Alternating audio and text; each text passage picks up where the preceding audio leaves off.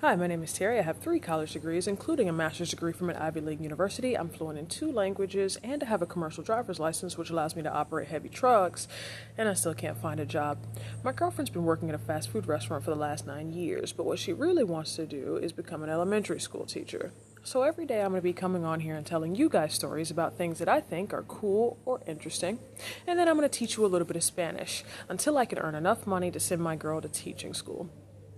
So today we're talking about Millard Fillmore, the 13th president of the United States. He was born in 1800, and a lot of people say that, I was born in a log cabin in order to come across as more folksy or relatable, but he actually was born in a log cabin in Cayuga County in New York.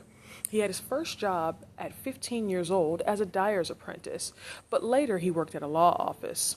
In 1823, he became an attorney before successfully running for election to the New York State Assembly. But his true aspiration was to become a representative in the House, and in 1828, he achieved this goal, becoming a New York House representative. He served for 20 years before running for vice president, along presidential candidate Zachary Taylor.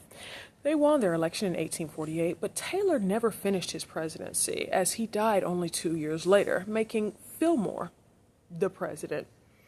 Now, his big scandal was the Compromise of 1850. At this time, Utah and New Mexico were only U.S. territories. They weren't states yet.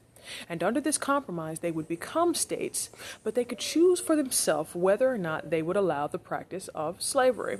This compromise would also abolish slavery in Washington, D.C., and it was meant to serve those who were against slavery.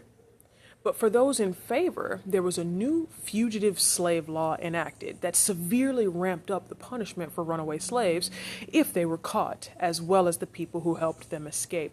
The law was designed to straddle the fence, to give both sides something that they wanted in order to keep the peace. Many believed that abolitionists in the North would break from slave states in the South. Now, Fillmore was vocal about his opposition to slavery, but he passed the compromise anyway, because he feared that the nation would split if he didn't. This, ironically, made him more unpopular with the people, because many people just wanted him to pick a side. His predecessor, Taylor, was against the compromise, and to some, the move made him look weak or wishy-washy, and it ultimately cost him re-election in 1856. So, the Spanish I'm going to be teaching you today is solo toma una decisión. Sola toma una decisión. And what that means is just make a decision. If you like this video or you learned something new, drop a like down below. If you want to support this work that I do, there'll be a link to the Cashapp in the description box. And if you have a specific topic that you'd like to see me cover, drop a comment. We'll see you next time.